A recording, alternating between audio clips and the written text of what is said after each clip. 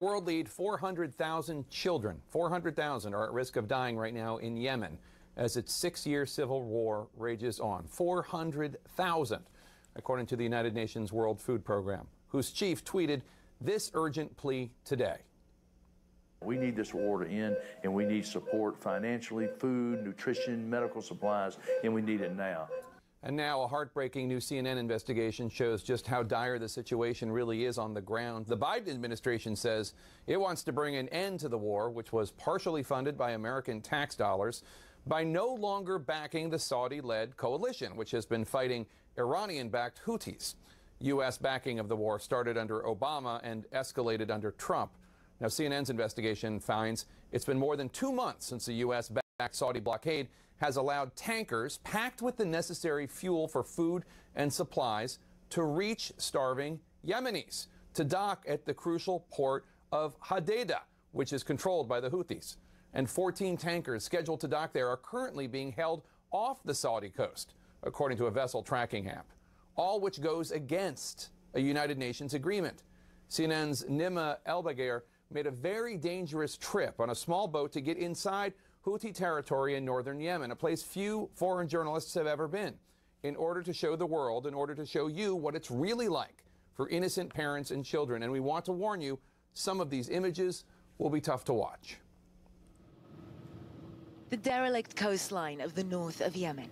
Rusting hulks tell a story of war, blockade, and devastation. For years now, the Houthi-controlled north has been increasingly isolated from the outside world. We secretly traveled through the night by boat after our previous reporting here led the government to deny us entry. On the road to Hodeidah port, we get a sense of the humanitarian disaster kept from the outside world. Along the roadside, hundreds of stalled food supply trucks with no fuel to move. In a country in the grip of hunger, their cargo stands spoiling in the hot sun. The port of Hodeidah is the supply gateway for the rest of the country. It should be bustling with activity, but today it is eerily empty. A result of the US-backed Saudi blockade. The last tanker to dock here was in December. In the echoing silence, it dawns on us.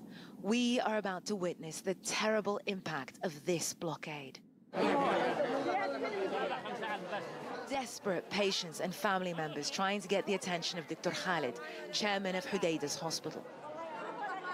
If he signs these papers, they get some financial relief for their treatments and medicines. He doesn't get far before he is stopped again and again.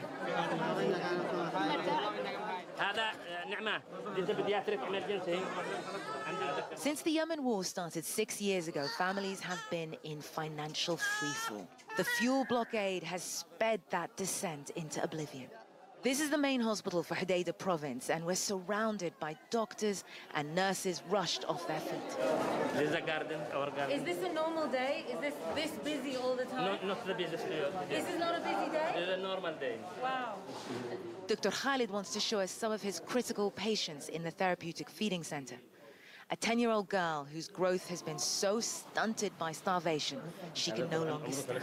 Dr. Khalid says every hour of every day they are receiving more and more cases of severe malnutrition that are this advanced because the parents can't afford to feed their children. They also can't afford to bring them to the hospital to treat them.